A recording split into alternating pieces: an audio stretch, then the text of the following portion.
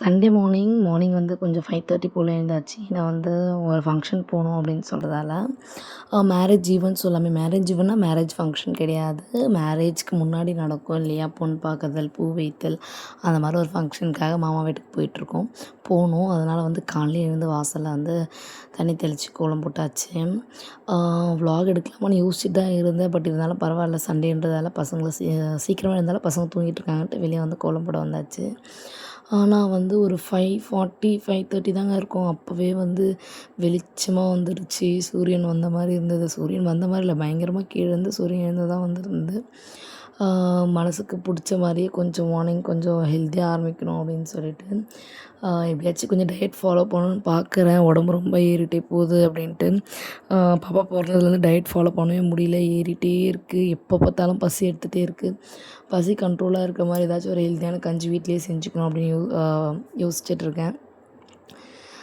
கொஞ்சம் diet follow பண்ணுறதுக்காகவாச்சும் கொஞ்சம் சீக்கிரமாக எழுந்துக்கணும். 5:30க்கு எழுந்து 8:30 இல்லை 9:30லாம் தூங்கணும் அப்படின்னு நினைக்கிறேன். பட் எங்கே முடியலை. எப்படி இருந்தாலும் டைம் ஷெடியூல் மாறி மாறி போயிடுது. ஏதாச்சும் ஒரு டியூட்டி, அதே மாதிரி எங்கேயா வெளியே போனால் ஓவர் ஃபுட் சாப்பிட்றது, பர்த்டே பார்ட்டி ஏதாச்சும் போனோம்னா பிரியாணி அந்த மாதிரி ஏதாவது சாப்பிட்ற ஃபங்க்ஷனுக்குலாம் போகிறதா இருக்கிறதால, இப்போ அதுக்கு முன்னாடிலாம் அத்தை மாமா போயிட்டு இருந்தாங்க. இப்போ எல்லா ஃபங்க்ஷனுக்கும் நாங்களே போகிறதால அந்த மாதிரி இருக்குது.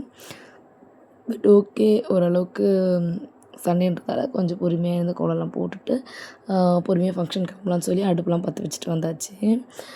அப்பப்போ வேறு போய் அடுப்பு தள்ளிகிட்டே இருக்கணும். ஏன்னா பசங்க எழுந்துக்கிறாங்களா முழிச்சுக்கிறாங்களா அப்படின்னு சொல்லிட்டு.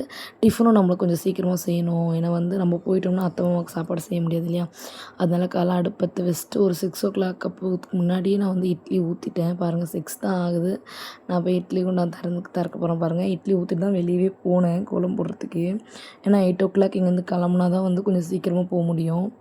பின்னாடி எழுந்து வந்துகிட்டே இருக்கார் அம்மா அப்படின்ட்டு. அவர் கொஞ்சம் அழுதுகிட்டே வந்து நான் அவர் கொஞ்சம் ஹாய் சொன்னார். ஒரு டே கிளம்பியாச்சுங்க. மற்ற விலாக்லாம் எடுக்க முடியல, கடைன்னு கிளம்பியாச்சு. ரெடில்ஸ் தாண்டி வந்து போயிட்டுருந்தோம். ரெடில்ஸ் பக்கம் தான் போனோம். ஸ்ரீபெரும்புதூர் போனோம். சரி ரெடில் சைட் போகலாம் அப்படின்னு சொல்லிட்டு ரெடில் சைடு வந்துட்டோம். மோஸ்ட்லி 6லேருந்து கூட்டு ரோட் போய் இன்னொரு ரூட்லேயும் போகலாம், திருவள்ளூர் ரோட்டில். இந்த பக்கம் போகலாம் அப்படின்னு சொல்லிட்டு இந்த பக்கம் வந்தாச்சு. போகிற வழியிலேயே நாங்கள் நிறைய சந்தை போட்டிருந்தாங்க. சந்தைன்னு சொல்கிற பாருங்க, சந்தை தான் சொல்லுவாங்க, போட்டிருந்தாங்க. அதே மாதிரி மீன் போல் நிறைய மீன், தேவையான திங்ஸு எல்லாமே இருக்கும் போல் சந்தையில். அது அப்படியே ஒரு கேப்சர் மாதிரி வீடியோ எடுத்துகிட்டு இருந்தேன்.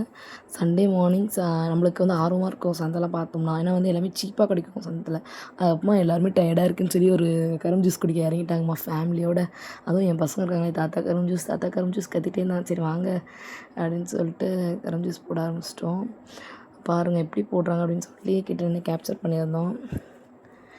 ஒரு 5 to 7 பேர்கிட்ட குடித்தோம் கரும்பு ஜூஸு. அப்புறம் ரெடியாக வீட்டுக்கு வந்தாச்சு. எப்படியும் மாப்பிள்ளை வீடு வரத்துக்கு முன்னாடி நாங்கள் வந்துவிட்டோம். எல்லா சாப்பாடும் ரெடி ஆகிடுச்சு. கை நனைக்கு தான் வந்திருந்தாங்க மாப்பிள்ளை வீட்டில். மாப்பிள்ளை பொண்ணு மாப்பிள்ளை பார்த்து எல்லாம் பிடிச்சி போயிட்டு இப்போ கை நினைக்கிறாங்க. பாருங்கள், அப்போ வந்து ரிலேட்டிவ்ஸ்லாம் வந்து உட்கார ஆரம்பிச்சிட்டாங்க. நாங்கள் எல்லாமே ஃபஸ்ட்டே பரிமாறி வச்சுட்டோம். கரெக்டாக அவங்க வந்து சாப்பிட்றதுக்கு சரியாக இருக்கணும் அப்படின்னு சொல்லிட்டு. பாருங்கள், எங்கள் வீட்டுக்காரர் என் பையனை சைடில் நின்றுட்டுருக்காங்க. இவங்கெல்லாம் சாப்பிட்ட பிறகு நாங்கள் உட்காந்து சாப்பிட ஆரம்பித்தோம். கடைசியாக கெஸ்ட்லாம் போயிட்ட பிறகு நாங்களும் சாப்பிட்டு பாய் சொல்லிட்டு கிளம்பிட்டோம். அவ்வளோதாங்க விலாக் இன்றைக்கி. உங்களுக்கு பிடிச்சிருந்தா லைக் பண்ணுங்கள், ஷேர் பண்ணுங்கள், கமெண்ட் பண்ணுங்கள். கண்டிப்பாக வந்து சப்ஸ்கிரைப் பண்ணிங்க சேனலை. மறக்காமல் பெல் ஐக்கானை கிளிக் பண்ணிங்க. நிறைய பேர் பார்க்குறீங்க பட் சப்ஸ்கிரைப் பண்ண மாட்டீங்க. கண்டிப்பாக